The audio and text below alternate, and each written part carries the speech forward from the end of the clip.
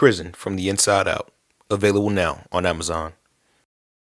I remember reading a quote in one of Martin Luther King's books where he said, if he was a billionaire, he would still consider himself poor because as long as children didn't have adequate health care or dental care or adequate nutrition, he would never consider himself to be rich. And after pondering and meditating on that quote at a visit while I was incarcerated with my mother, I shared with her that if ever I got out of prison, a part of me would always remain inside. Because as long as there were guys and girls doing time for whatever, some, believe it or not, innocent, I would always still feel like I'm not totally out. There was also some sadness because there were still so many guys that I thought were probably more deserving than myself for a second chance that still haven't gotten it. And I made a willful commitment to always carry those guys with me. So every time I have an opportunity to share my story, it's not my own story. It's people's stories that have died in prison, that never will get a chance to get exonerated or paroled after serving their time that the state mandated. According to the media and literature, if you're in prison, you're guilty, you deserve to be there. You're not human, you're not worthy, you're not counted for, you don't matter. But that wasn't my experience, and I'm not trying to speak for a man. I met some decent human beings in prison. Some made mistakes, some did, some were innocent. But until that became a breaking news on the media, they were guilty and they needed to be there. And to kind of wrap it up, in a religious or Christian perspective, a lot of letters that were written to the world by religious men were from guys that were in prison. And I was just sharing with someone on the phone today, had we had social media back then, the footage of Paul and Jesus and Peter would have been so terrible. I'm sure a lot of us would have said, wow, he must be guilty because the picture says it, the chains say it, and the story says it. So if it's on the news, if it's on social media, it must be true. And I think about it that way. So that's my motivation to always share my story because it's not just mine. It's my mother's, it's Amanda's, and it's people I've never met, probably globally. But to make sense of it, to bring it back to where I was, my testimony is about faith and endurance. In your prayer, you talked about endurance. And that's what I needed.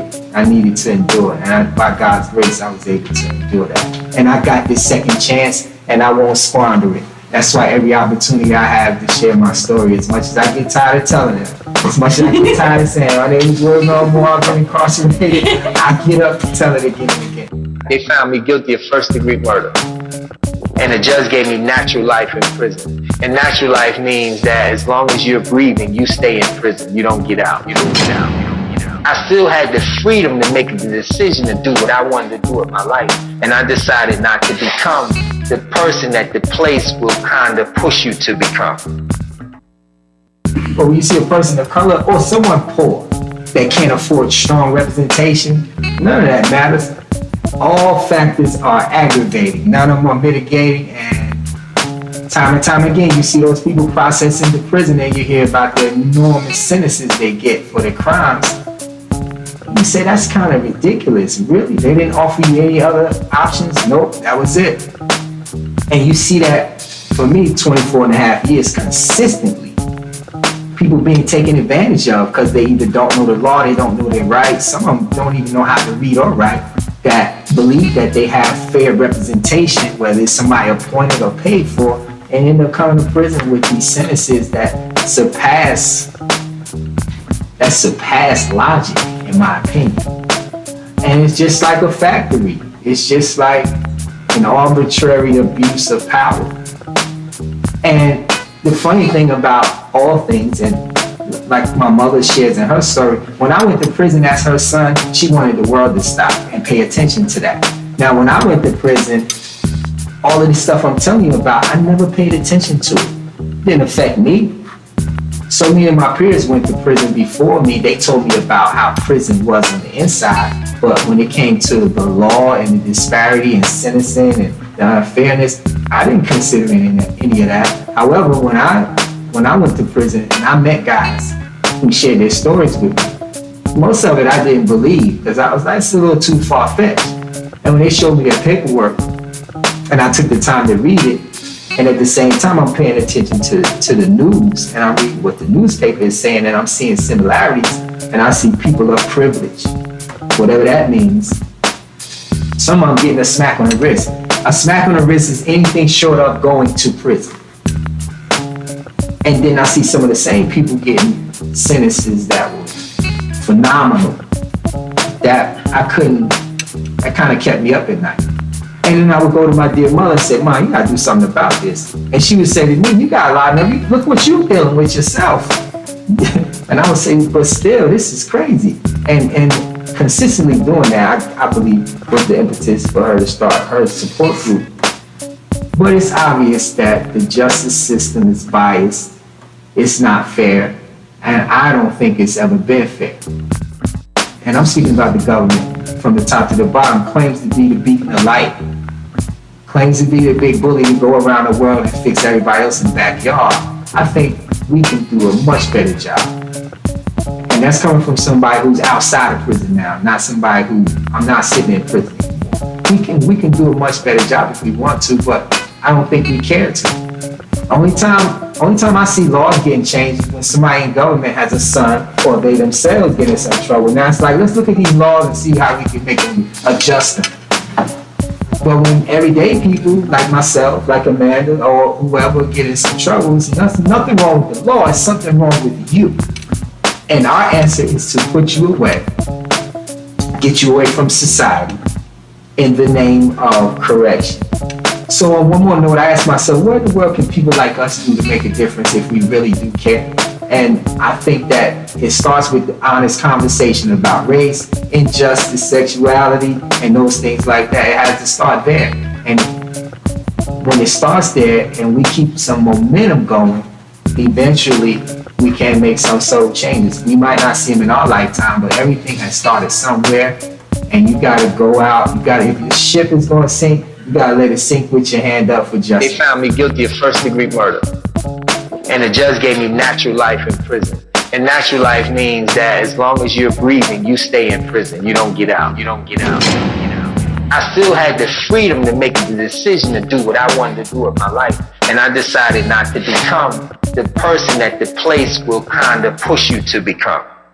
Every individual I met while I was inside, every visitor that came into the institution for one reason or another, that could look me in my eye, shake my hand or give me a hug and treat me like a human being, they got it right.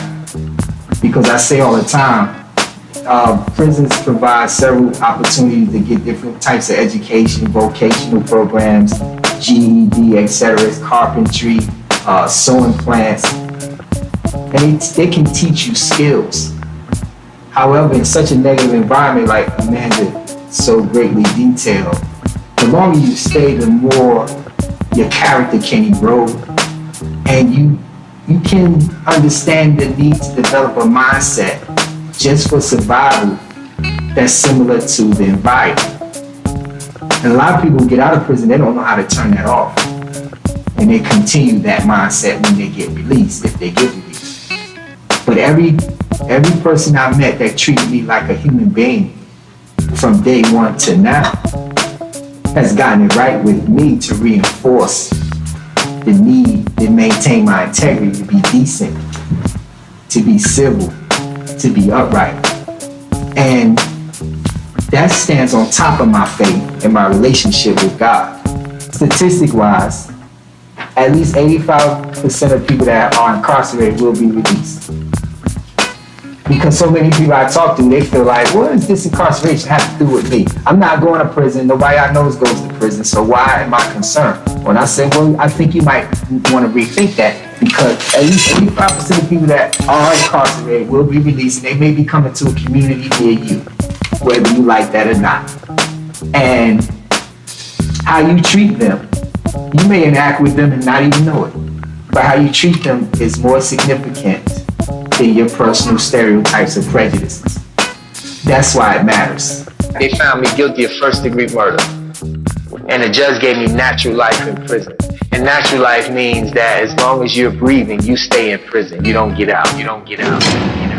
I still had the freedom to make the decision to do what I wanted to do with my life. And I decided not to become the person that the place will kind of push you to become.